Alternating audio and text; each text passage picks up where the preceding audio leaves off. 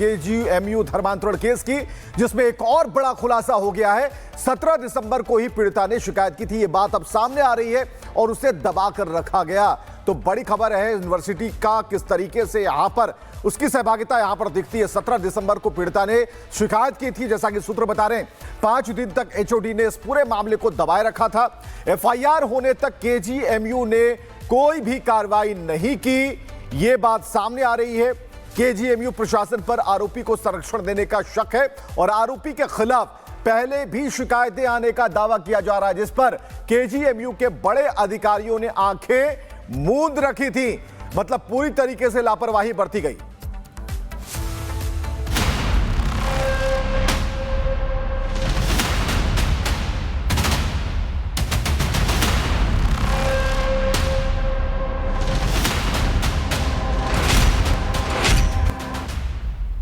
जिस डॉक्टर रमीज ने धर्मांतरण का रैकेट चलाया, उस पर चौंकाने वाले खुलासे हुए हैं। जिस केजीएमयू में रमीज ने अवैध धर्मांतरण का सबसे बड़ा सिंडिकेट बनाया, उस पर नई रिपोर्ट आई है।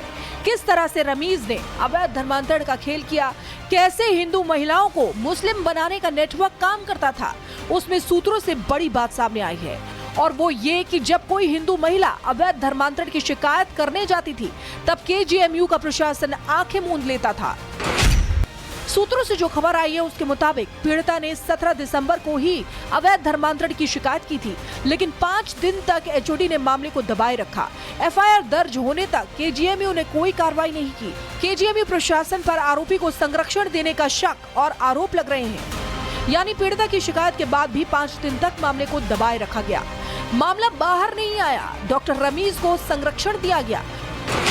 ऐसे में सवाल है, आखिर आरोपी डॉक्टर रमीज को संरक्षण किसने दिया? क्या केजीएमयू प्रशासन को अवैध धर्मांतरण की बात पहले से पता थी?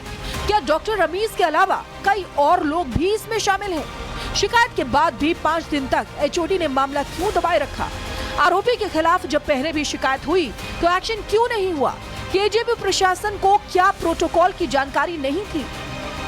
उधर केजीएमयू में अपर्णा यादव को लेकर भी भारी बवाल है। डॉक्टरों ने अगले 24 घंटे के लिए ओपीडी बंद रखने के निर्णय को तो वापस ले लिया, लेकिन अपर्णा को लेकर शुरू हुआ विवाद थमने का नाम नहीं ले रहा है। केजीएमयू में राज्य महिला आयोग की उपाध्यक्ष अपर्णा यादव के पहुंचने के बाद उनके समर्थकों ने केजीएमयू में जमकर हंगामा किया था। केजीएमयू का कहना था कि उनके समर्थकों ने जमकर तोड़फोड़ की, जिसके बाद जमकर बवाल हुआ था।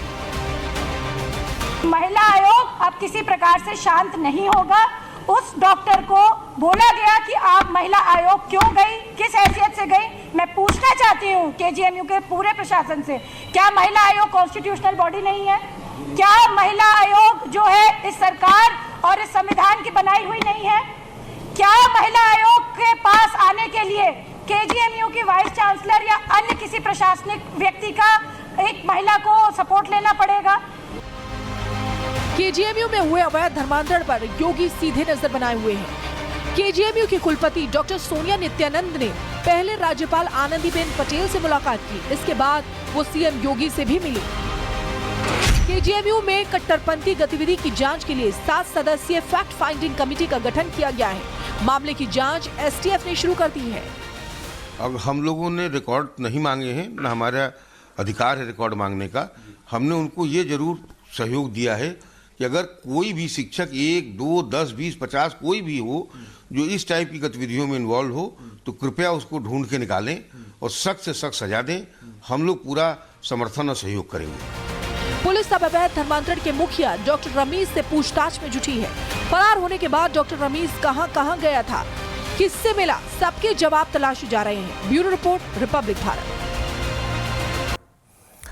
तो ये थी रिपोर्ट। हालांकि केजीएमयू ने आरोपी को संरक्षण देने के आरोपों से साफ तौर पर इनकार कर दिया है। संस्थान के प्रवक्ता ने मामले की एटीएस जांच का स्वागत किया है और कहा है कि जल्द ही इसका पूरी तरीके से खुलासा हो जाएगा।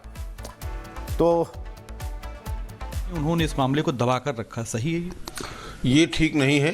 वैसे तो इसमें मेरा 2 जवाब है। पहला तो ये कि ये सारे प्रकरण अब इन फेयरनेस और ट्रांसपेरेंसी के कारणों के तहत एसटीएफ को भेज दी गए हैं और एसटीएफ जांच शुरू कर दी है। तो अगर ऐसा होगा तो एसटीएफ जरूर इसका संज्ञान लेगी। अगर विश्वविद्यालय की तरफ से, चूंकि हम लोगों ने इस पे जांच की थी, तो मैं आपको टाइमलाइन बताता हूं। 17 तारीख को पीड़िता का ओवरडोजेज हुआ दवा का, और वहां वो ट्रॉमा सेंटर में भर्ती हुई। वहां उसको विभागाध्यक्ष देखने गए। उन्होंने 17 तारीख को ही प्रॉक्टर और डीन को इसकी सूचना दी। 18 तारीख को प्रॉक्टर ने इनके पिता को बुलाया। पीड़िता तो भर्ती ही थी अस्पताल में। उनके पिता ने कहा कि वो कोई शिकायत नहीं करना चाहते हैं, लड़की की बदनामी होगी। उन्होंने कुछ चीज़ें कहीं, तो प्रॉक्टर ने कहा कि नहीं, फिर भी आप एक शिकायत मुझे लिखित दे दीजिए और आपकी जो भी मदद हम लोग कर सकते हैं वो बता दीजिए। 18 को उन्होंने कुछ ऐसा नहीं किया। वो नेचुरल भी है क्योंकि बच्ची तब भर्ती थी। तो किसी भी पिता या मामा की प्राथमिकता पहले उसकी स्वास्थ्य और लाइफ की रक्षा होगी। 19 को बच्ची डिस्चार्ज हुई। जब उसके बाद उन्होंने एक लिखित एप्लीकेशन 7 बजे शाम को 19 को दिया। 20 तारीख को हमारे यहाँ कन्वोकेशन था जिसमें राज्यपाल और जेपी नड्डा इन सब लोगों को आना था। फिर भी 20 तारीख को उसका संज्ञान लिया गया। 21 तारीख को संडे था, तो वीसी के निर्देश पे हम लोगों ने ऑफिस खोला और जो जिसके खिलाफ शिकायत थी उसका सारा रिकॉर्ड, एकेडमिक फाइल्स, उसकी सारी चीज़ें हम लोगों ने 21 तारीख को निकाली। और निकालने के बाद 22 तारीख को ही इसको विशाखा कमेटी को रेफर कर दिया गया और 22 तारीख की शाम को 2 बजे विशाखा कमेटी ने पहली बैठक कर ली और उसके बाद प्रैक्टिकली डे टू डे बैठक करते हुए 7 तारीख तक, यानी 15 दिन के अंदर विशाखा कमेटी ने अपनी रिपोर्ट फाइनल कर ली। 8 तारीख को उसको वीसी के यहाँ जमा कर दी और 9 तारीख को वीसी ने उस पर बर्खास्त करने का फैसला ले लिया और संभवतः आज बर्खास्तगी का आदेश आज से कल तक जारी हो जाएगा। अच्छा सर, ये बताइए कि कल वीसी महोदया जो हैं वो मुख्यमंत्री जी से मिलने गई थी, क्या उस पर कोई आश्वासन मिला है, क्या बात रखी गई? देखिए, मुख्यमंत्री जी प्रदेश के मुखिया हैं और पिछले 7-8 साल में केजीएमयू की तरफ उनका विशेष इंटरेस्ट रहता है और केजीएमयू को आगे बढ़ाने में, जिसमें हम लोग 20 नंबर के NIRS से 9 पे 8 पे पहुंचे हैं, A++ हुए हैं और PGI से भी ज़्यादा मार्क्स हमको NAC में मिले हैं, उसमें मुख्यमंत्री जी का आशीर्वाद और समर्थन बहुत रहा है। तो इस पूरे घटनाक्रम पे, क्योंकि अब जो जांचें थी 3 स्तर पे चल रही थी, वो एक तार्किक एंड की तरफ पहुंच रही थी, तो कुलपति महोदया उनको सारा बताने गए थे विश्वविद्यालय ने जो भी कार्रवाई करी है। मुख्यमंत्री जी ने विश्वविद्यालय द्वारा की गई कार्रवाई पे संतोष व्यक्त किया। हम लोगों ने उनको बताया कि हम लोगों ने एसटीएफ से अनुरोध किया है, क्योंकि अब ये प्रकरण बड़ा होता जा रहा है, रोज रोज नए खुलासे हो रहे हैं और जो कि इस जांच समिति के बस का नहीं है। इसके लिए भावेश कुमार सिंह XDG एसटीएफ के बड़े अधिकारियों के संपर्क में थे और उन लोगों ने ये माना कि इसकी एसटीएफ की जांच जरूरी है। मुख्यमंत्री के सामने हमारी वाइस चांसलर ने भी ये बात रखी है। मुख्यमंत्री ने कहा कि हाँ, इसकी जांच एसटीएफ से ही होगी, एसटीएफ को ही करनी चाहिए और अब जांच एसटीएफ शुरू कर चुकी है। क्या सर, जो ये आरोपी है इसके खिलाफ पहले भी कोई शिकायत विशाखा कमेटी में या प्रशासन के पास आई थी ऐसी चीजों? नहीं, बिल्कुल नहीं। पूरी जिम्मेदारी से मैं कह रहा हूँ, इस आरोपी के खिलाफ विशाखा या इस टाइप की कोई भी शिकायत न इस लड़की ने की थी न किसी और लड़की ने की थी।